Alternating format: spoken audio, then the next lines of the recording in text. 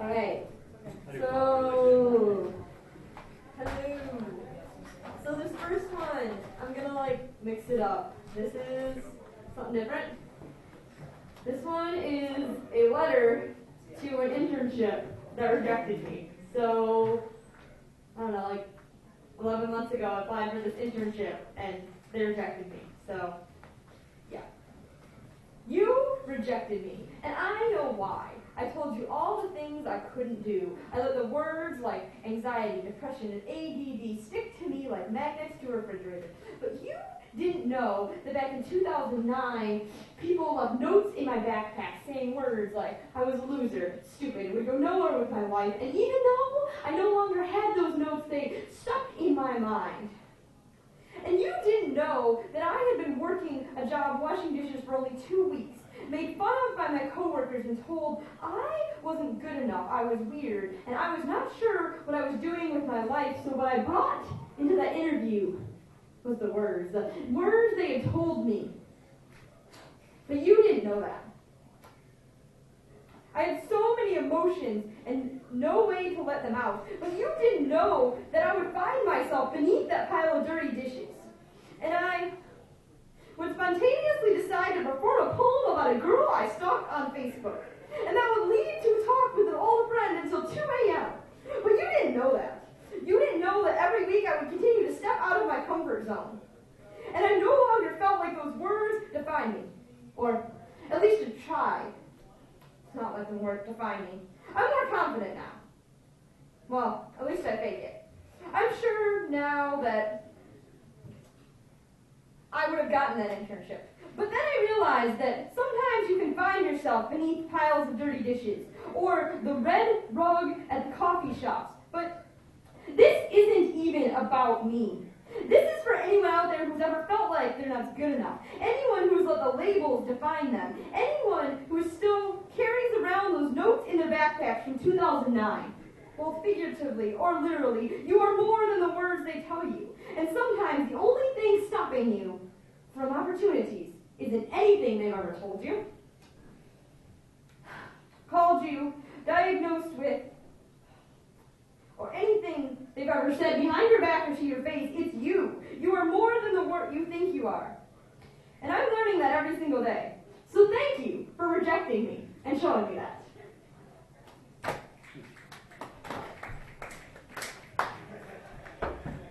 So, this is the poem that I wrote while washing dishes about a girl I stalked on Facebook that started this all, I guess. It's called The Opposite of Giving Up. She stands with her hands in her hair, like she cares, as if the simple act of running her fingers through her hair can make her look or feel any better. Because lately it seems this world has been weighing down on her with the pictures in the magazines and the words people say. You're ugly. You're stupid. You're not good enough. It's the last straw. It seems that she's all but given up. I feel like I'm in a tunnel with no light at the end. Or picture a room with no windows and doors. Or wait, picture a room that has windows and doors, but the windows and doors are covered in boards, she exclaims. I want to give it up and focus on what matters. My health, my mind, what I leave behind. Is that what matters? Or is it money and power that matters? Your health, your wealth, your fame, your gain, the clothes that you wear, how you style your hair, the words that you say, how you live your day, the shoes on your feet, the people you meet. What matters?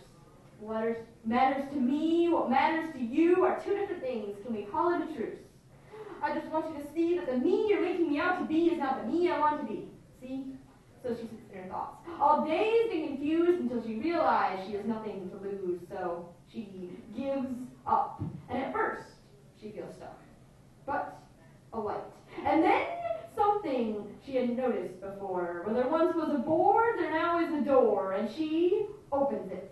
And as she walks with her hands by her side, in that moment she realized that when you quit what you're supposed to do to focus on what matters, that is the opposite of giving up, and she wishes she had figured that out a long time ago. All right.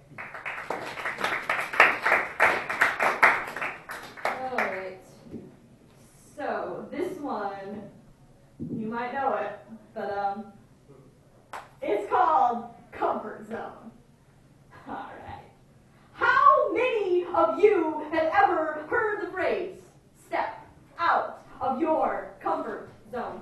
Well, you're not alone in the fact that 90% of self-help books say this. I just saved you 500 pages. You can thank me later, but how many of you step out of your comfort zone on a regular basis? They say our number one reason is fear, but sometimes stepping out of your comfort zone can be less scary than your current situation. When I was in 10th grade, I ate lunch alone because I was too afraid to step out of my comfort zone. But let me ask you this. What's more scary? Spending 4 minutes asking a few classmates if they can sit with you at lunch, or spending 4 months sitting alone at the lunch table with a feeling of 1,000 eyes staring at you? Yeah, I thought so. You know, these days, things are jaded. There is a new comfort zone being masqueraded as a cell phone. See, we spend our days snapping, tweeting, and playing Angry Birds. It's absurd. You know, I don't even know anymore, because I'd rather know the name of the person sitting next to me than the latest app in the App Store. But I digress. I must confess there are days that I hit like, because I am afraid that the people around me won't like me. And if you think that's irony, how many of you have ever had a fake texting conversation to avoid a conversation? Been there, done that, but it's not just about technology. It's about real life opportunity. You see, I spent 2 years attending college and working at a grocery store. I'm working hard thinking I'm moving my life forward. All this time I wanted something more. Something's missing. What could it be? And then one day it hit me. I had spent 2 years almost entirely inside my comfort zone. Some days I didn't even leave my home because my bed, my couch, my internet, my TV were too comfortable. Well, they don't call it the comfort zone for nothing. Sometimes you gotta be bold and step into the cold. That's why I'm performing this poetry. And not only that, I am doing it from memory. I don't have a paper copy. So if I freeze up or screw up, I don't have a backup. It's all in my head. Just like my fears. See, when you live outside the comfort zone, you gotta make those fears disappear. All right. That's all I gotta say. So I'm just gonna leave you with my 3 main points, and I will be on my way. 1, sometimes stepping out of your comfort zone can be less scary than your current situation. 2, stop using your phone as a comfort zone and step into conversation. 3, hard work is good, but if you're always comfortable, it will never yield any progress. And stepping out of your comfort zone is worth it. 100%. Always. I promise.